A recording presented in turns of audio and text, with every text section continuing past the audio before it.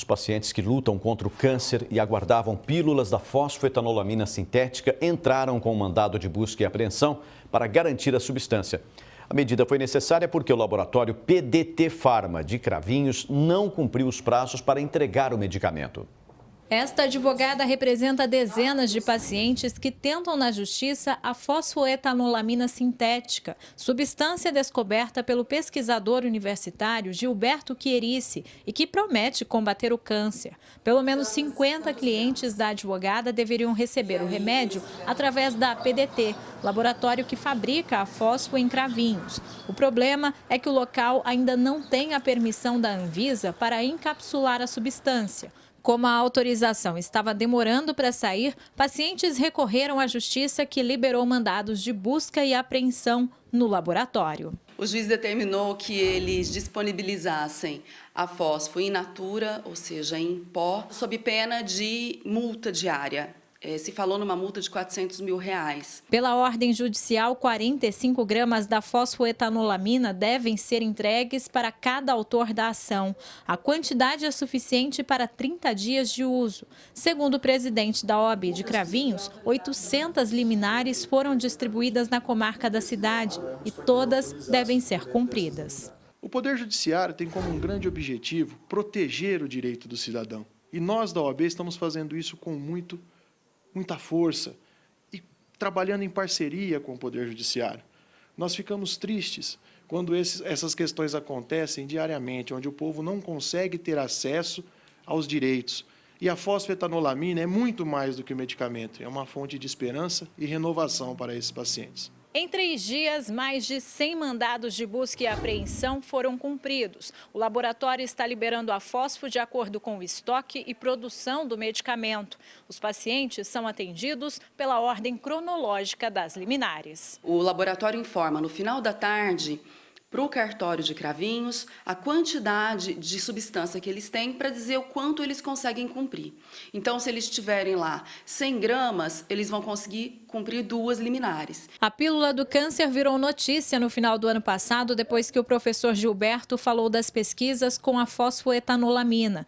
Os estudos com o composto começaram nos laboratórios da USP em São Carlos há 20 anos. O medicamento foi usado por algumas pessoas, mas sem testes clínicos. Depois da polêmica, o governo decidiu aprofundar os estudos. Uma lei foi criada para autorizar pacientes com câncer a usarem a fosfo antes mesmo do registro na Anvisa. Mas em maio, o STF, Supremo Tribunal Federal, suspendeu a legislação. Com isso, pacientes que entrarem com ações agora não conseguirão ter acesso ao medicamento. O juiz não tem extinto as ações, ele suspende as ações aguardando, porque a qualquer momento, se a lei retornar à vigência, aí sim ele pode conceder as liminares. Mas nesse momento, quem entrar com a ação, infelizmente não consegue.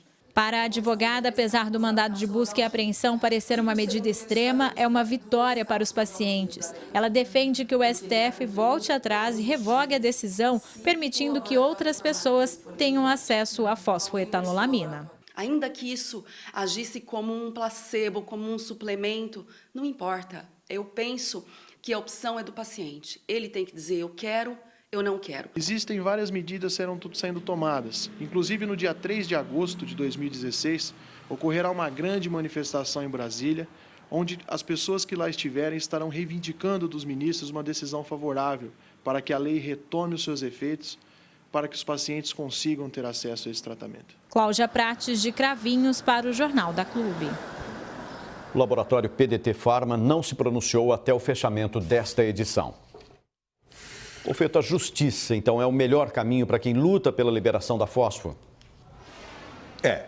Assim como não se pode impedir a imprensa de falar primeiro, não se pode impedir a justiça de falar por último. Mas eu não disse judiciário, eu disse justiça, como bem está na pergunta. Justiça. A justiça é de tal maneira fundamental que ela, no entendimento das pessoas simples, ela começa aqui, porque ela é obra de Deus. Dos homens é o judiciário. É uma justiça muito falha, como aquela que nós conhecemos em todos os países do mundo. Há até quem entenda que lei e justiça existem, lei e judiciário existam para não haver justiça. Esse é o dado.